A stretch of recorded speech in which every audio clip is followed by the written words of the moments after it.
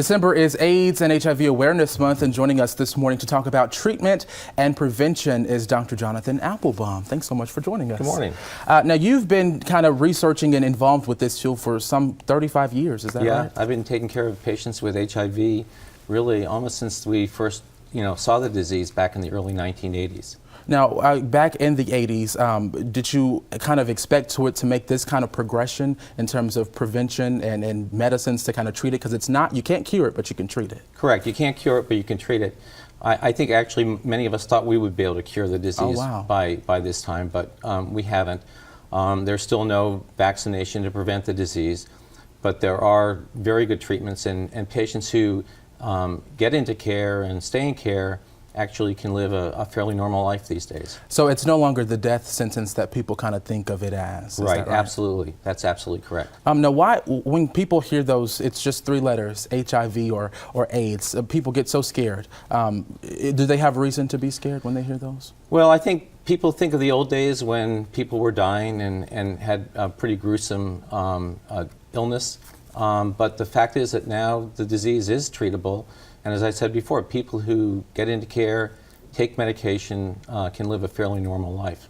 Now, the month of December is aimed at kind of promoting awareness of the cause. Or what are some of the initiatives specifically that you all are doing? Well, if you remember, December 1st was HIV World AIDS Day. Right. And so the entire month is actually devoted to trying to get people aware of the disease. We don't hear very much about it anymore.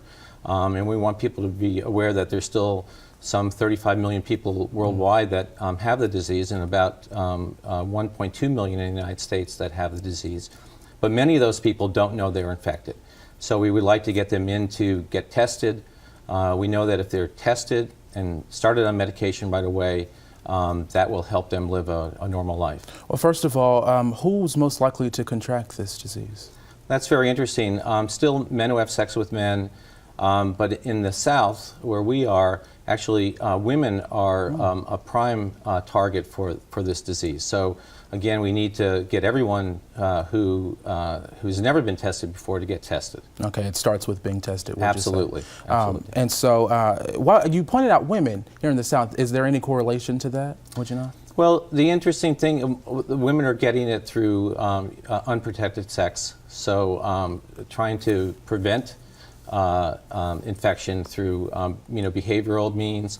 We have medication that people can take prior to sex that will help prevent the disease.